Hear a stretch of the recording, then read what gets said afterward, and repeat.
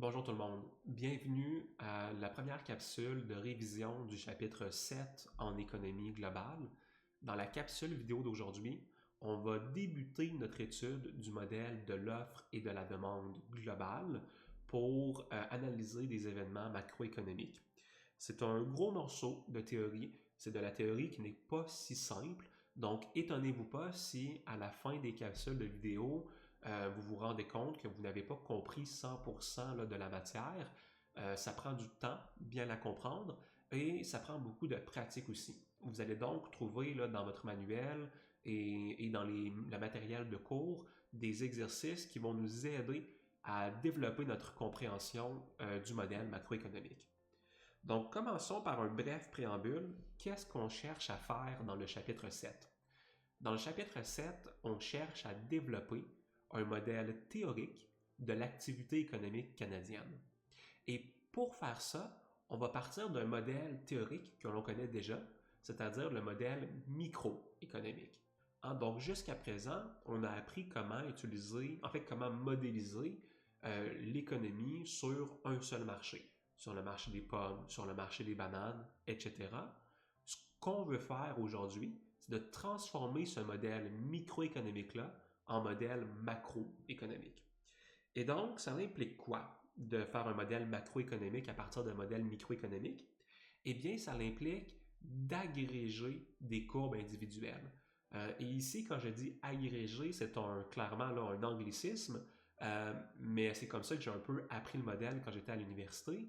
Et donc, parfois, vous allez m'entendre parler de courbes agrégées. Lorsque je parle donc de modèle agrégé, je parle d'un modèle global. Et ça veut dire quoi donc agréger un modèle? Eh bien, essentiellement, ce qu'on peut faire dans le modèle macroéconomique, c'est d'additionner des courbes microéconomiques. Vous avez un marché des pommes qui a sa courbe de demande.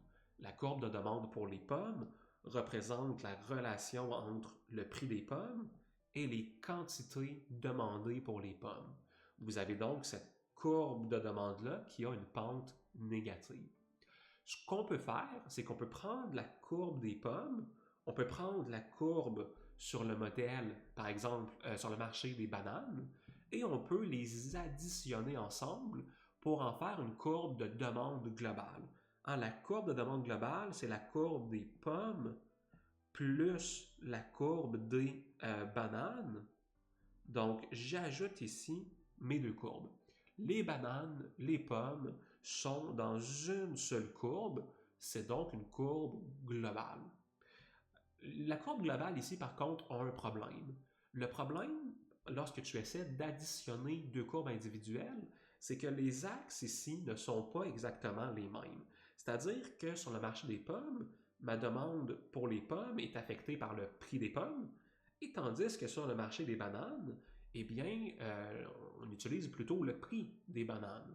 Donc, si je veux additionner la courbe de demande pour les pommes et pour les bananes, je dois trouver une façon de parler simultanément du prix des pommes et des bananes. La bonne nouvelle, c'est qu'on a déjà vu une mesure macroéconomique pour ça qui s'appelle l'IPC. Donc l'IPC, l'indice des prix à la consommation, qui est une mesure globale du niveau des prix. Vous avez également une mesure globale pour les quantités, parce que sur le marché des pommes, naturellement, on parle d'une quantité de pommes. Sur le marché des bananes, on parle d'une quantité de bananes.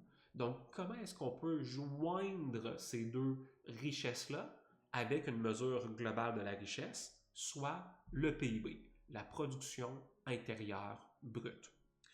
La demande globale, comme pour la demande microéconomique, va avoir une pente négative. Donc, c'est-à-dire que lorsque les prix sont très élevés, donc lorsque les prix sont élevés, vous allez avoir une faible quantité demandée. La quantité demandée va être très faible lorsque les prix sont élevés. Et au contraire, quand les prix en général diminuent, donc quand les prix deviennent faibles, eh bien là, la quantité demandée devrait être là, beaucoup plus élevée. Donc, visuellement, c'est très similaire à la demande microéconomique. L'interprétation, par contre, va changer un tout petit peu. D'abord, pour l'effet revenu. Hein, donc, pourquoi est-ce que notre pente elle est négative? À cause d'abord du revenu, c'est-à-dire que lorsque le prix des biens dans l'économie varie, eh bien, c'est comme si votre revenu dans son ensemble variait. Rappelez-vous la notion de salaire réel. Hein, le salaire réel d'un individu allait être égal au salaire nominal divisé par le niveau des prix. Donc, si le niveau des prix augmente, le salaire réel des gens diminue. Votre pouvoir d'achat va être moindre. Vous avez moins de capacité à acheter des biens. Donc, lorsque les prix sont élevés, vous êtes relativement pauvre et donc vous consommez peu. Vous avez également un effet de substitution dans le modèle macroéconomique qui va être cette fois un petit peu différent de l'effet de substitution dans le modèle microéconomique. C'est-à-dire que dans le modèle microéconomique, l'effet de substitution stipule que lorsque le prix d'un bien varie, vous réorganisez votre panier de consommation en faveur des biens qui sont relativement moins chers. Dans le modèle macroéconomique, ça ne s'applique pas vraiment, cette relation-là. Pourquoi? Eh bien, parce que mon axe des Y, c'est l'indice des prix à la consommation. Ce sont tous les prix simultanément et on fait donc l'hypothèse implicitement que tous les prix varient dans la même direction. Donc, si le niveau global des prix diminue, vous n'allez pas réorganiser votre panier de consommation parce que les prix de tous les biens ont diminué.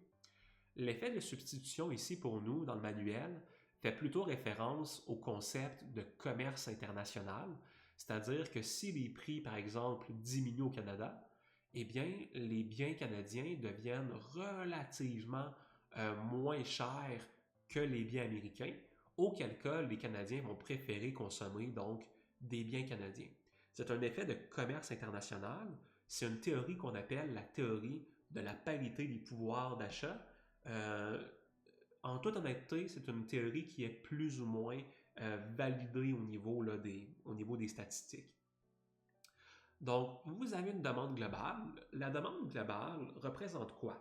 La demande globale, comme on l'a dit tout à l'heure, représentait ce que les consommateurs sont prêts à dépenser, ce que les consommateurs sont prêts à dépenser pour de la richesse, donc pour du PIB. Dépenser pour du PIB, ça fait clairement référence à une équation qu'on connaît déjà, c'est-à-dire la méthode de calcul du PIB par les dépenses.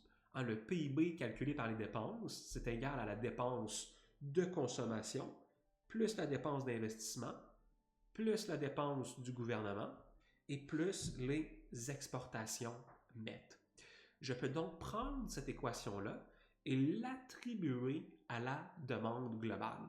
Et naturellement, si vous avez des variations dans les composantes de la demande globale calculées, les composantes du PIB calculées par la méthode des dépenses, ça devrait également engendrer des déplacements de la courbe de demande globale. Donc, un petit peu comme on le fait dans le modèle microéconomique, peu importe le niveau des prix, si les consommateurs veulent consommer davantage, la demande globale peut augmenter. Et peu importe le niveau des prix, si les consommateurs veulent consommer moins, la demande globale peut diminuer. C'est quoi les événements qui, peu importe le niveau des prix, pourraient affecter la demande globale? Généralement, on va ici en cibler trois. Le premier, le plus important, les variations dans le taux d'intérêt, la confiance des consommateurs envers le futur et les taxes et les impôts qui sont perçus par le gouvernement. Ce sont trois événements qui vont avoir un impact sur la richesse de mes consommateurs. Donc, peu importe le niveau des prix, si vous êtes plus riche, vous allez vouloir consommer davantage. Si vous êtes plus pauvre, vous allez vouloir consommer moins. Vous avez la même chose pour les dépenses d'investissement. Les déterminants pour les dépenses d'investissement vont être similaires aux déterminants pour les consommateurs. Et il y a une petite faute dans ma diapositive ici. C'est bien la confiance des investisseurs et non la confiance des consommateurs. Mais de façon générale, donc, vous avez les mêmes déterminants que la consommation qui vont affecter les dépenses d'investissement. Vous avez les dépenses gouvernementales, donc peu importe le niveau des prix, le gouvernement va souvent vouloir ajuster ses dépenses pour plusieurs raisons. Par exemple, en fonction du cycle électoral. Donc, on sait que quand il y a des élections qui approchent, les gouvernements dépensent davantage pour essayer de gagner des votes. Et vous avez également le cycle économique. Donc, le gouvernement peut mettre en place des projets de dépenses pour soutenir l'économie lorsque l'économie ne va pas très bien. Vous avez aussi la balance commerciale. La balance commerciale, je vais en parler plus ou moins dans ce cours-ci. On va avoir là, tout un cours d'économie internationale pour discuter des enjeux de balance commerciale, mais essentiellement, tout ce qui affecte la désirabilité des biens canadiens par rapport aux biens étrangers va affecter la balance commerciale. Donc, deux choses principalement, le taux de change et le patriotisme des gens pour les biens de leur pays. Donc, si par exemple le taux de change diminue, c'est-à-dire que le dollar canadien perd de la valeur, ben à ce moment-là, c'est plus difficile pour nous d'acheter des biens étrangers. Donc, nos exportations nettes vont augmenter parce qu'on achète moins de biens étrangers et vice-versa.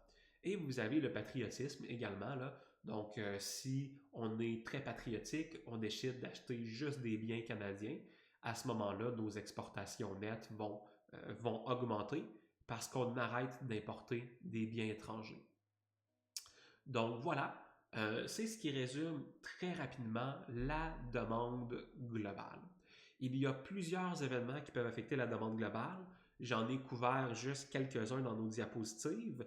Si vous allez dans votre manuel de classe à la page 167, vous allez voir là, qu'on couvre une liste pour chacune des composantes de la demande globale. Donc, vous allez avoir une liste là, très complète d'interventions ou d'événements macroéconomiques qui pourraient changer, faire varier donc la demande globale.